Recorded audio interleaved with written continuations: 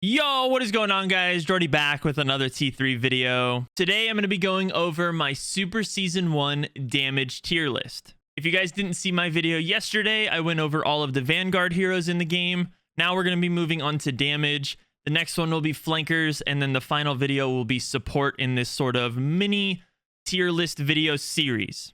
I wanted to do separate videos for each role, that way I can go just slightly more in depth on each of the heroes in this specific role and kind of give more thoughts and opinions on each one. So without further ado, let's jump into the C tier with the first hero on the list, which is Cristina. Now, Cristina is the only grenade launcher hero in the game, and it is very niche, and she can deal a pretty decent amount of damage. However, with the most recent patch notes, or going into this new 5v5 era, they did kind of change her damage fall off and her just consistent output in damage. It's not as consistent as it once was. And so for that reason, she is going to kind of drop down in the tiers. Not only that, but she also isn't a hit scan hero. So she doesn't have any sort of specific, I can shoot someone, say, out of the air like Kazuma, or I can single target someone very easily and be very pinpoint accurate like some of the other heroes on this list. So she just kind of falls off in that regard. However, she is pretty niche and pretty interesting on some specific maps. And if you are really, really good with her, then you can play her at an S tier level. This is more based off of the entire player base and just how many times I see her picked in a competitive sense. And she's just not really a go-to pick. There is just better heroes that can do more things, and she just kind of falls off a little bit in the meta. That being said, her kit is still pretty good. She does have her sticky bombs that you can get some pretty interesting kills with. And since everyone is grouping up in 5v5, she can definitely deal a bunch of damage with her ultimate.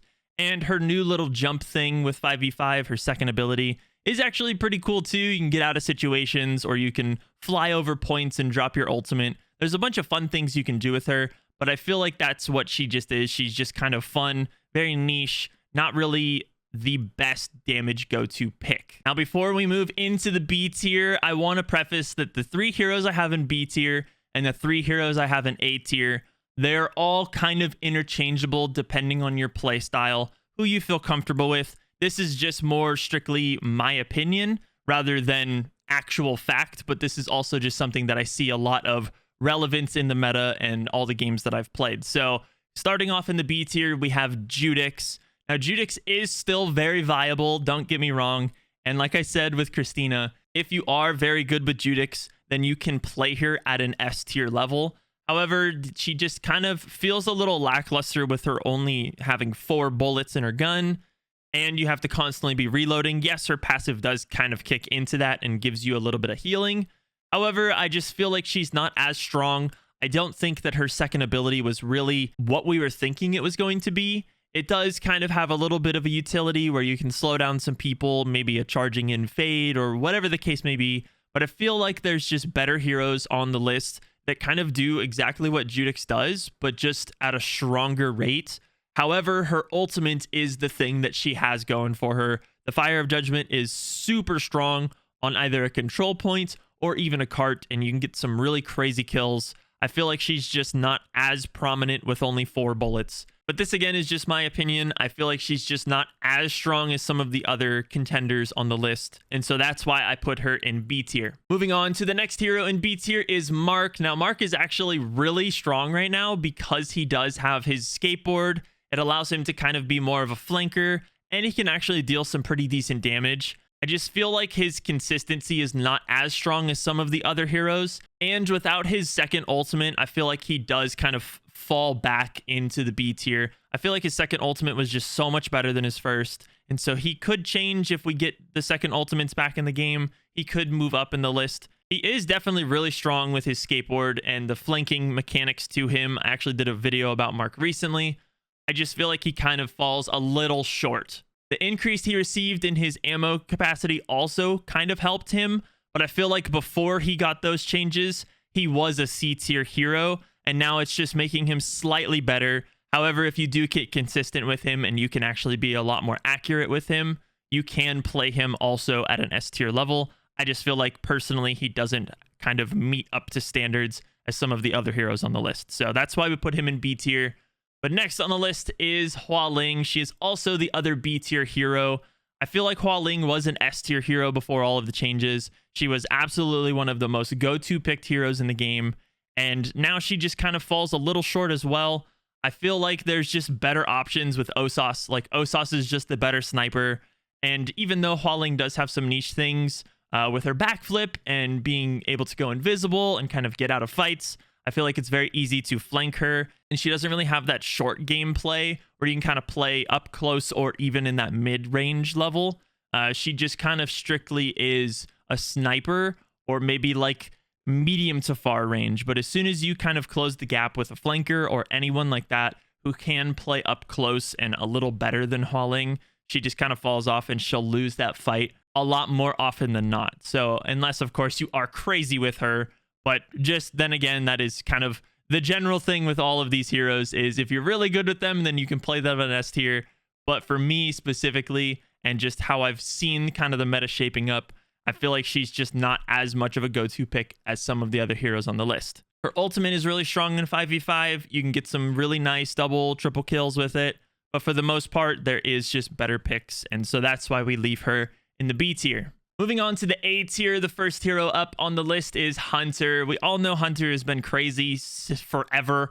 He has been such a meta pick in the game. He has such great damage output, and his new little ability allows him to kind of be a pseudo healer in a sense, which is really awesome. He has his radar darts, which not only give him a speed buff, but also help you find like which lane your enemies are coming down.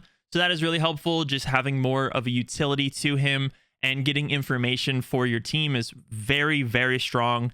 And his ultimate is a little lackluster, but for the most part, it does kind of help out in certain situations. You can either do the Hunter combo where you kind of boop someone and then spray them down for an easy kill, or you can deter things like an incoming fade, or anyone that's kind of running at you, you can just kind of boop them away. And he does have the capability of playing close and far, which is just very strong right now. You can kind of sit back if you want with Hunter and kind of utilize him as more of a sniper hero, or you can actually get up in the fight and drop your heals whenever you need and just kind of play close, play far. He's very multi-purpose. He has a lot of things going for him, and I think Hunter deserves that A tier spot. Another hero that deserves that A tier spot is Skadi. Now, Skadi has been relevant for a while, and she was a little better with her second ultimate. Her first ultimate is not as strong, but it is still pretty decent in sort of the, you know, the 5v5 team situations where you can throw it through a wall or you can throw it onto a cart, maybe either push people off or get a couple of kills with it. So it is decent, and I feel like she will be better with her second ultimate, but you know, only time will tell when those actually come back into the game. So for now, she is going to stay in the A tier. However, she does have this sort of ability cancel mechanic where you can make her fly, and I feel like that makes her very strong. If you are utilizing this mechanic to cancel her second ability with her first ability to make her super jump, then she actually is kind of a crazy hero. You can get into a lot of spots that you wouldn't normally be able to get into. And the perfect demonstration of this was with Rodeo when we did the 5v5 show match over during the finals of the Arena League. And he basically just took over that entire game. You can allow her to become a flanker. You can get behind enemy Gatlyns or just the enemy lines, and people don't really see it coming. And she also just is really strong with her mid-range damage output. So Skadi just 100% feels really good right now. She definitely deserves that A tier spot, and if you can master her, she is a menace to deal with. Skadi is very top tier right now. Another top tier hero that actually took me a little bit by surprise is Gloria. Now, Gloria is actually kind of crazy right now. She's picked in like almost every single game that I play, and she just does so much for your team. She does have the close range with her shotgun, which isn't as consistent as I would like, but it is still something. And then, of course, her long range with her rifle is just incredibly strong. She's like a mini Gatlyn, and she has her new little grenade that actually can bounce people. And you can do some really fun lineups with it. I've kind of showcased that in a couple of other videos as well. But she is just super fun. She can throw her ultimate on the cart or the point and just get absolutely so many kills with it. It recharges pretty fast too, and you can just kind of do so much with her. She has the deterrence with her grenade. She has very good damage output with her guns. She has extremely good damage output with her ultimate. She's just kind of like all around a great hero, And if you do have her passive, you get that speed boost, which went up from 25% to 35%, kind of when you're out of the fight for a couple of seconds. So she's just running around. She's doing her thing. She's very, very strong right now. She's actually one of my go-to picks currently. I really enjoy playing Gloria, and I feel like she deserves that A tier spot over some of the other heroes that are in B. But it wouldn't be a tier list without your S tier, your overpowered, your super, super strong heroes in the meta. And that, of course, is Gatlyn. You all knew that I was going to put her in S tier. Gatlyn is taking over the game right now. And for some reason, she did not receive any sort of changes with the most recent patch notes. And so she is taking over every single match. She is the tank slayer. She is the game slayer. She gets the most kills in every single game she's in. And it's because the cooldown of her new second ability that makes her gun shoot twice as fast with infinite ammo is so short. You basically can just never stop firing, and she just constantly pushes damage. She melts through shields. She gets pretty much all of the kills in a game. She is actually crazy, and she is counterable, don't get me wrong. A well-timed Ossas shot, or even, you know, picking a really decent flanker, something along the lines of that, and getting behind the Gatlyn and taking her out, definitely a possibility. So that, you know, the people that don't think she's overpowered, yes, you 100% are correct. You can flank her. You just have to learn how to play against her. But the people that do think she's overpowered, she's 100% overpowered. She is on S tier. She could even potentially be on her own category. If I was to add another category, it would be OP, and she would be up there. She is everywhere right now. She has a strong ultimate that actually has more health and stays up for longer. Her little bubble shield. She has her gun. She doesn't have her speed like she used to, but that is totally okay because she is just an absolute monster. She holds down lanes. She kills everyone in the game. She's taking over, and she is a 100% an S tier hero. However, there is another S tier hero, and it is Ossas. Ossas is my favorite hero in the game, but the fact that he is the only true sniper, he has that scope in, he can get those one-shot kills on most people in the game, except for maybe like tanks, of course.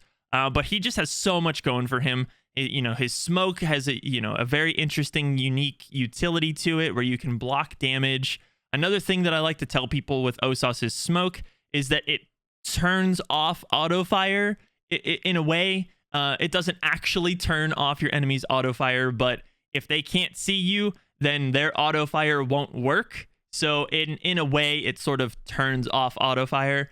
But he has his laser beam ultimate, which can get some crazy kills, and it also gives him health regen. He has his super jump, which is just, you know, every sniper rifle hero's dream, where you can just jump up to a high ground, get a very nice vantage point, zoom in, snipe someone down, and then you fly back to point. He can play up close and aggressive if you're really into that whole quick scoping style.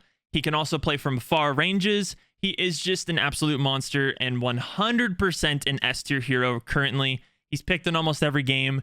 He counters Gatlyn. He counters his own enemy Ossas. He is just a phenomenal hero, and definitely an S tier for sure. All right, guys, so that is my full damage tier list. What do you guys think? Let me know down in the comments. Of course, this is just an opinion. This is not facts or anything. This is just kind of based off of the people I've talked in the community and just kind of all the different games I've played, testing a bunch of different things, and just kind of what I've seen more relevantly picked in some of those meta ranked games. So this is just an opinion, not a fact, just an opinion. You can definitely play Cristina at an S tier, but this is based off of the entire player base rather than just the top 1% of people. So yes, things could move around for sure, but this is just kind of what I put together. So I would love to hear your thoughts on it. Let's have a discussion in the comments, but I will talk to you guys next time. The next video is going to be the flankers tier list roll, and then we'll jump into the support tier list.